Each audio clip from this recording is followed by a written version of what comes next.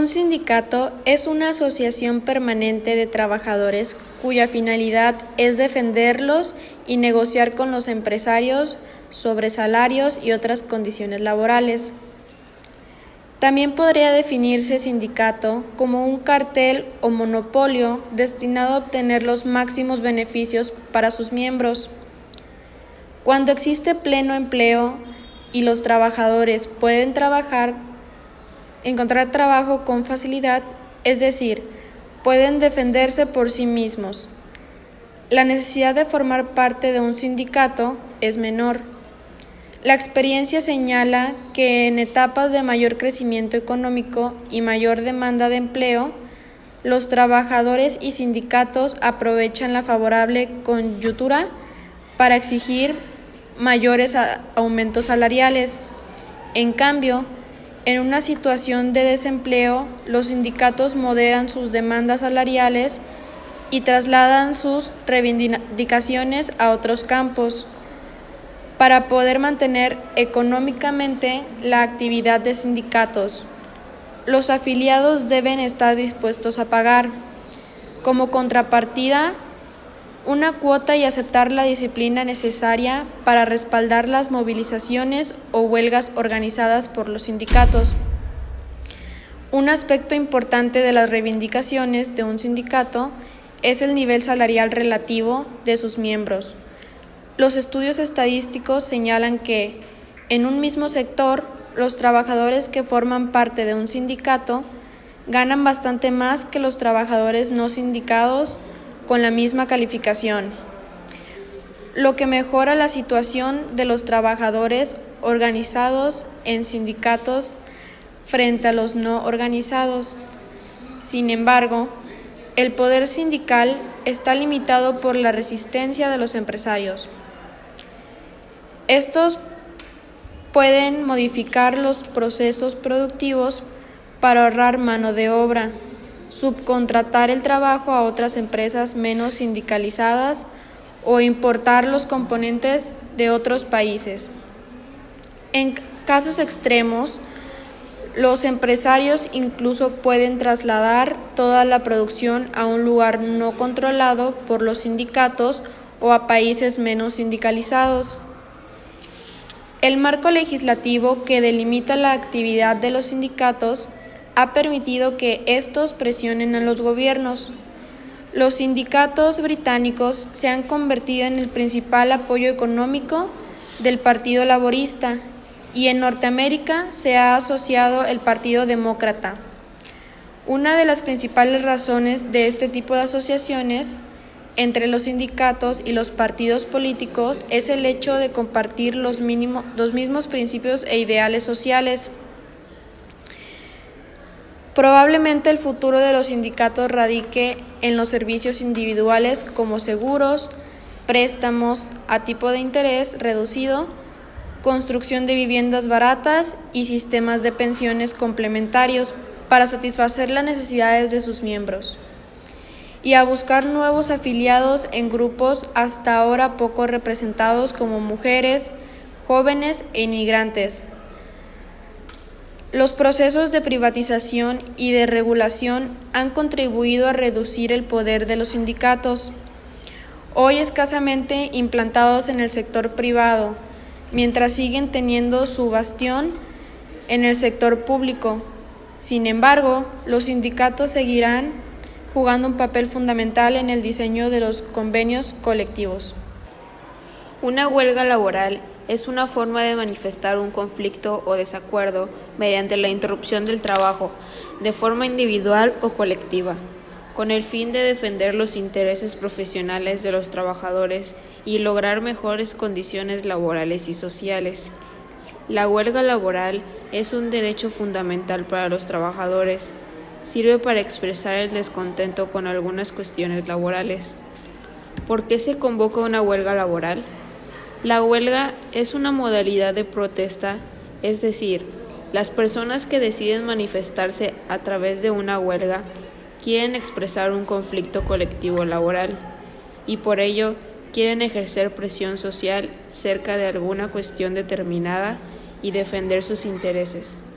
Si el colectivo de personas llega a la huelga laboral, es porque antes habrá agotado todas las opciones de negociación con la empresa. Afecta a la seguridad social. Mientras el trabajador esté manifestándose en una huelga, seguirá estando de alta en la seguridad social. Sin embargo, se encontrará en situación especial. ¿Qué sucede con los trabajadores no huelguistas? Las personas que no acudan a la huelga no se verán afectados por estas consecuencias y por lo tanto su contrato laboral continúa en vigor. Lo cierto es que la huelga es un derecho reconocido a nivel internacional, de manera que según la ley, los trabajadores de cada lugar tienen el derecho de realizar las huelgas y defender sus ideas e intereses. Tenemos como ejemplo de una huelga. Si los trabajadores de una empresa de transporte público convocan una huelga, es decir, dejan de trabajar durante un día, esto afectará en primer lugar a los empresarios, ya que, como hemos mencionado antes, no podrán ejercer su poder para ir en contra de la huelga. Afectará a su vez el salario y el contrato de los trabajadores. Y por último, a la economía del país, ya que al existir una parada de servicio por la huelga, los ingresos recaudados por esa empresa de transporte público serán menores durante el tiempo que dure la huelga. Además, habrá un prejuicio a las personas que deberán haber utilizado ese servicio de transporte y a sus respectivas empresas. ¿Quién puede convocar una huelga? Existen 3 órganos legitimados para convocar los paros laborales. En primer lugar, los representantes de los trabajadores. En segundo lugar, los sindicatos con mayor implantación en el ámbito del conflicto. Y por último, los trabajadores mediante una asamblea. Si la convocatoria ha sido realizada por alguno de estos medios, no debería haber problemas legales ni sanciones por parte del empresario. ¿Se debe avisar en el trabajo? El empleado que quiera sumarse a los paros, ya sea por unas horas o por la jornada completa, no tiene obligación de avisar a sus superiores sobre su decisión. En algunas empresas se pide comunicar la ausencia para organizarse, pero nunca se podrá recibir represalias por la no asistencia. Además, no se podrá contratar a trabajadores ni externos ni internos para realizar el trabajo de aquello que se sumen a la huelga. Tampoco se podrá revelar a los empleados a través de medios tecnológicos. ¿Puede la empresa despedirme o sancionarme? El empresario no podrá abrir un expediente disciplinario al trabajador ni despedirle, pero ese día el contrato queda suspendido, es decir, no se recibe el salario correspondiente a la jornada o a las horas que se ausente. También, esto repercute sobre las pagas extraordinarias y la retribución de los descansos semanales, además de la suspensión en la cotización de la seguridad social del empleado, salvo en el caso de aquellos que solo realicen los paros de 2 horas que permanecerán en alta durante toda la jornada. Al ser un derecho del trabajador, no puede ser despedido ni sancionado, a no ser que realice alguna falta laboral o intente coaccionar o amenazar. Tampoco deben verse afectadas las vacaciones, tanto en su duración como en su retribución. Cualquier circunstancia personal se puede dar ese día, como un retraso en el transporte, una asistencia médica o cualquier otra salvedad, deben estar bien justificadas, ya que la empresa podrá descontar el sueldo pensando que el trabajador se ha unido a la huelga. Servicios mínimos. Si la empresa establece servicios mínimos, debe avisar que los trabajadores seleccionados de 24 o 48 horas antes de la huelga. En este supuesto, el empleado estaría obligado a cumplirlo y en ningún caso se podría negar a ello, salvo fuerza mayor como estar indispuesto. En este caso, debería notificarlo y justificarlo. ¿Tienen derecho a huelga los autónomos? El trabajador autónomo se puede sumar a la huelga de manera independiente si lo estima oportuno, siempre en el caso de no tener trabajadores a su cargo y les obliga a tomar una decisión forzada. El autónomo que trabaja solo no tiene reconocido explícitamente el derecho a huelga en el Estatuto de los Trabajadores, pero sí se cita en el artículo 6 las garantías de los derechos fundamentales y las libertades públicas. Esto significa que podría hacer huelga pero no suspendería la cotización al hacerlo por meses y no por días. El problema llega en el caso de que la huelga del autónomo dependiente impidiera el derecho al trabajo de sus empleados. La única solución pasaría por una sentencia judicial al respecto, que a día de hoy no se ha producido nunca. Efectos jurídicos de la huelga. Establece el artículo 449 del CST que la huelga solo suspende los contratos de trabajo por el tiempo que dure.